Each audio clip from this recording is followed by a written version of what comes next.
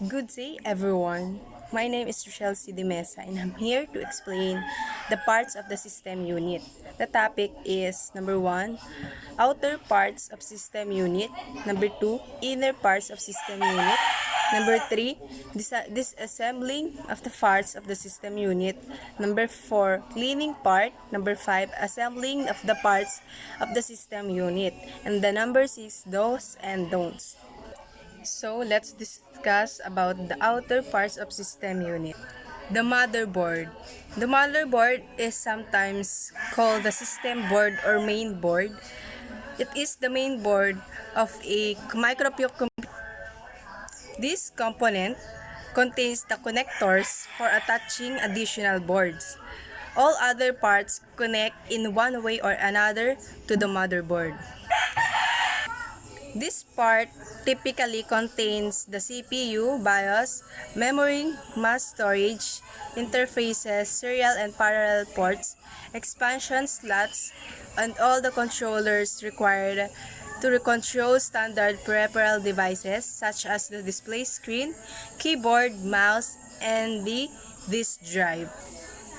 When you are reading about motherboards, you won't fail to come across the term motherboard form factors, which describes the general shape, the type of case, and the power supply it can use. It also describes the physical organization of the motherboard. We have a labeled motherboard. The next parts of the outer is hard disk drive. A hard disk drive is a high capacity, non-volatile magnetic data storage device with a volume disk that is usually non-removable. Data is magnetically read and written the platter by read-write heads to float on a cushion of air above the platters. Floppy disk drive. This is disk drive that can read-write floppy disks, although they are obsolete nowadays. These drives have been replaced by the USB flash disk drives in modern machines. Next, power supply unit. The power supply unit PSU is used to convert AC currents from the main supply to the different DC voltage required various computer components. Power supplies are quoted as having a certain power output specified in watts. A standard power supply, you would typically be able to deliver around 350 watts. You will need more power from the supply if your PC has more operating Next, CD-ROM drive. This is a high-capacity optical data storage device with a removable disk. It writes data onto reads data from storage medium. A CD-ROM drive may be connected to the computer via an IDE, ATA, SCSI, S-ATA, FireWire, or USB interface, or a proprietary interface. And the next topic is inner parts of system unit. The internal components of a computer system consists of the hardware required to process data and to allow the processor to communicate with other devices such as a secondary storage, display screens, and printers.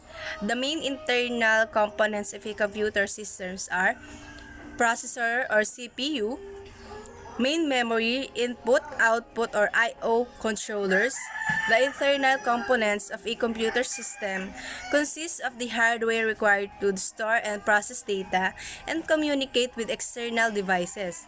The input, output with controller communicates with external devices such as the input, example a keyboard or mouse, output or screen, printer, and external storage devices like USB stick. External devices that are portable are also called peripheral devices or peripheral. The main internal components of a computer system are, ang component is processor. It is part of the computer that executes program instructions to process data and handles main memory and input-output operations. Cache memory temporarily stores frequently used instructions. Main memory stores data and instructions while they are being processed. And input-output controllers. accesses other components such as the screen and secondary storage, which is used to permanently store data such as the operating system and users' files. And going to the next topic, disassembling a parts of system unit. How to disassemble a computer? In this tractable, I will give a full document of how to disassemble a desktop PC for parts. The specific computer that I will demonstrate, which is a media center with a dead motherboard. Every computer is a different, but this is a general guide. Step 1. Unplugging. The first thing you do is unplug every cable that's plugged into your computer. That includes the following cables such as power, USB, firewire, mouse, and keyboard, internet, Ethernet, modern AM/FM antenna, cable TV, etc. So, pretty much just unplug every cable from a computer. And step 2, outer shell casing. First up, unscrew the 4 screws on the back of the computer. On most computer cases, there will be large knobs that you can unscrew by hand or by screw driver on the back right side of the computer. The left side has small screws because on that side, you can't access much on the inside. On the screw are removed, you can remove the side panels. On most computers, just slide off. Start with the left side panel, the side that once then had the knobs. Slide it towards the back of the computer. Now, you can remove left panel. Just like other one, slide it towards the back of the computer. Step 3. And the last step, I remove both side panels. In this step, I will be removing the front and top panels. And just like the side panels, the top panel slides off. And also like the side panels, the top one slides toward the back of the computer. The front panel clips onto the metal frame with 4 tabs, so you must push them in and slide the whole panel forward. Step 4. System fan. Now that case is off, I will begin to remove the internal components. Most computers have a 2 fans. The system fan on the blowing air into the computer, and the CPU fan, the one blowing air onto the CPU heatsink. I will start by removing the system fan first. It is located at the back side of the computer, the side with all the computer's plug-ins. First, unplug the fan from the motherboard. You can find the plug by following the right from the fan. It should be labeled SYS fan 1. Next, you will have to unscrew the fan from the outside. You should now be able to lift the fan out of the PC. And next, step 5, CPU fan. Now that the system fan is out, we can remove the CPU fan. The CPU fan is located right on top on the CPU heatsink, which is large piece of metal with fins on the top. The CPU fan plugs into the motherboard in a awkward place, and that is hard to access. But just follow the wires and you should easily find it. It is labeled CPU fan 1. To remove the fan from the heatsink, remove the 4 screws securing it in place. And step 6, power supply. The power supply manages all the power for the machine. The power supply is a large metal box located at the upper back part of the computer. They sometimes come with an off switch that is accessible from the back of the computer. The main power cord also plugs into the back of the power supply. The power supplies power to every component in a computer. Therefore, it has the most wires out of every other component in the computer. The first thing I will do is unplug every wire coming from the power supply. The list below is everything that I had to disconnect. The motherboard, very large connector flag. CD or DVD drive powers, external hard drive power, portable hard drive slot power, Once everything is unplugged, unscrew the first screw holding the power supply in place on the back of the computer. Next, push the power supply from the outside, then lift it out. And step 7, CD or DVD drives. I have one CD or DVD drive, but you might have two. If is so, follow this step twice. The CD-DVD drive is one of the easiest components to remove. First, unplug the ribbon from the back of the drive. Once that is completed, pull on the tabs securing the drive in place. Then push it out from the inside. If you don't have a second drive, there should be a flat piece of metal covering the drive slot. Follow the inscribed instructions to remove it. And step 8, card reader. Most new computers have built-in card readers, but old computers almost never have them. Just like every other component, unplug the wire first. On my computer, there is just one screw holding the card reader, and your computer might have more, so just unscrew them all. After that, the card reader should be removable, and most card readers have a protective plastic cover on the part that you can see from the external computer, and which can be removed by lifting the tabs on the top and bottom. Refer to the pictures. And step 9, hard drive and AMP portable hard drive slot. I have included both components together in one step because in order to remove the hard drive, you must remove the portable hard drive slot first. First off, attach the connector at the back of the slot and unplug the other end from the motherboard. Also, unplug the SATA or SATA cable from the motherboard and the hard drive. The portable drive slot is secured the same way the CD, DVD drive is with the tab. Pull on the tab, then slide the slot out. To remove the hard drive from the slide of the slot, unscrew the 4 screws, securing it in place. You must be very careful to not drop the hard drive as it is very delicate. Now, step 10, expansion cards. Expansion cards are like small upgrades to your computer. Expansion cards give a computer new capabilities when installed. Different examples are Bluetooth, wireless internet, Ethernet, or TV. Different computer comes stock with different cards. My computer came stock with the TV and Ethernet card. If you only have one, remove that one. If you have two, remove the two. There should be a single screw on the top of each expansion card slot, whether it's occupied or empty. Remove the screws on the occupied card slots.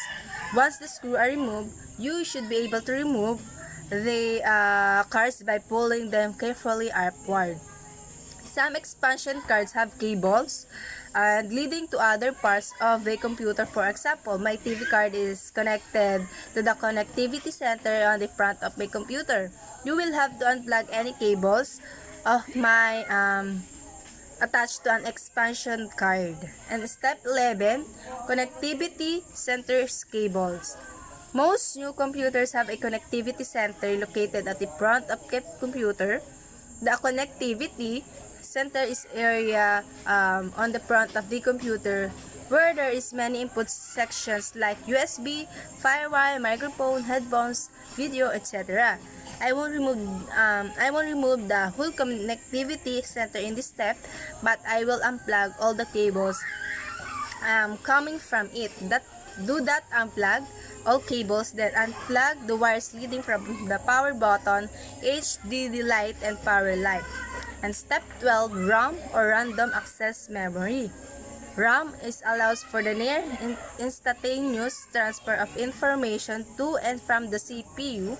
So pretty much the more RAM you have, the faster your computer runs. The most computers have 4 RAM slots and 2 RAM chips.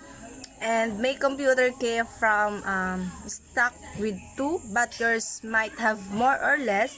To remove the RAM, push down on both tabs holding the RAM in place, which are located at both ends of the RAM. Please see the pictures. And step 13, power button, AMP, power LED plus HDD LED. So, The power button LED had a hard drive LED are all within a plastic chassis. There is a zip tie holding the wires, cables from the front connectivity center, and front power button LEDs cut it. To remove the chassis, press in on the tabs that are located on the chassis side. Refer to the pictures to see the tabs. Once the tabs are being pressed in, pull the whole chassis out of the computer. And then, to remove the LEDs from chassis, push them from the front with a screwdriver. To remove the button, you will need to push it from the back side with the wires. For clarification, see the pictures. Not all computer may be set up like this, so computer will probably be different. Just use common sense to find a way. Step 14, Connectivity Center. Not every computer has a connectivity center, but most new ones do. Like I said in step 11, the connectivity center is the area of the front of the computer where there is many input sections like USB, firewire, microphone, headphone, video, etc. But this time, I will remove the whole component, that not just unplug the cables wires. Just like every other step, refer to the pictures if you are confused. And step 15 is motherboard. The motherboard is, well, the mother of the computer. It is one links every component in the computer together. The motherboard is fried, but I will remove it anyway. The motherboard links every component in the computer together. The CPU, RAM, and expansion cards are attached directly to it, and every other part of the computer is one way or another attached to it. And the motherboard has been 7 screws holding it to the frame, which are indicated by large white circles around them. Remove those 7, then lift the motherboard out of the frame. This concludes my instructable disassemble computer. In this step, I will give an overview of every component you get out of computer with a fried motherboard. And the next topic is cleaning part. How to clean a computer system unit. A clean computer is a happy computer, as dust, dirt, and grime can lodge within the system to cause additional heat build-up, resulting in premature wear to your system hardware. Cleaning your computer should be done every few months, keeping your system from experiencing overheating symptoms such as blue screens, random crashes, or hardware failures. Step 1. Turn off your computer. Step 2. Remove the screws on the rear of the case with the Phillips head screwdriver. And step 3. Slide off the side panel. And step 4. Use compressed air to dust the inside of the case, spraying into the processor fan, video card, fan, case fans, power supply, and the near hard drive bay to remove dust. Step 5. Seal the keyboard on its side and use compressed air to blow dust and debris out of it. Wipe it down afterward with a clean cotton cloth. Step 6. Use your small computer vacuum to suck up the dislodged dust and debris from the bottom of the case. Step 7. Wipe down in the inside and outside of the case with a cotton cloth to remove any other accumulated filth from the machine. And the next topic is assembling the parts of the system units. What are the 7 steps to assemble computer system unit? Number 1 is place the processor in the socket. Number 2, insert the system memory. Number 3, install the CPU heatsink. And 4, connect the dedicated graphics card. Number 5, connect the SSD. 6, plug the power cables from the PSU into the motherboard, graphics cards, SSD, and cooler. And 7, install the components in the PC case. It is important to keep your computer in peak condition. After all, they are healthy investment full of priceless pictures, documents, and videos. Don't click on the short links. At least, don't click without doing proper research first when it comes bit links. The problem is that the final destination is unknown. Next, don't open attachments in email. When I get an email, even if it's from my mother, if it's an executable, I don't open it. Those executable files often end in today's hacker-friendly world, getting a hold of someone's email address is relatively easy. Don't blindly click on links in browsers or emails just because the link reads www.facebook.com doesn't mean it's going to Facebook.